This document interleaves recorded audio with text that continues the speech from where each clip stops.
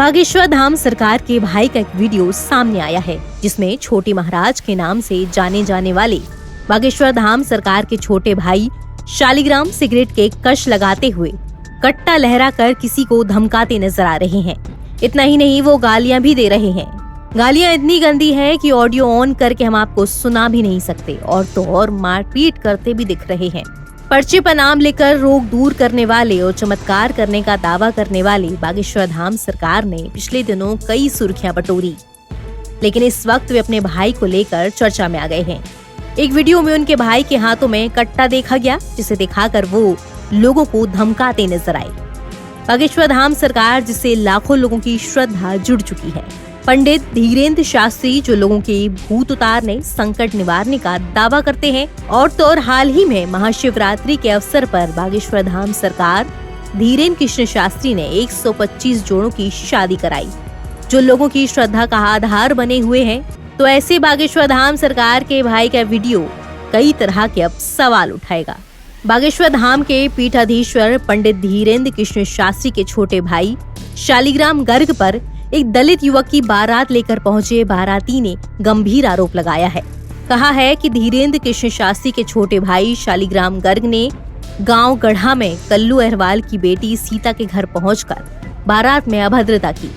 कहा कि शराब के नशे में वो कट्टा लहराते हुए आए थे और लोगों के साथ अभद्रता कर रहे थे। इतना ही नहीं, महिलाओं से अभद्रता और गाली गलौज भी की। कट्टा दिखाकर जान से मारने की धमकी भी दे रहे थे। इसके साथ ही हवाई फायरिंग और शादी रोकने की भी कोशिश की। इस कारण से हम सभी बाराती दहशत में आ गए और खाना पीना खाकर वापस अपने गांव लौट आए। वीडियो में गालियां होने की वजह से इस वीडियो के ऑडियो को म्यूट कर दिया गया है। आपको बता दें कि कुछ ही दिनों पहले बागेश्वर धाम सरकार धीरेन्द्र कृष्ण शास्त्री पर अंधविश्वास फैलाने और लोगों को भटकाने का आरोप लगा है। धीरेन्द्र शास्त्री कथा के लिए नागपुर गए हुए थे, जहां अंधश्रद्धा उन्मूलन समिति ने उन पर अंधविश्वास फैलाने का आरोप लगाया।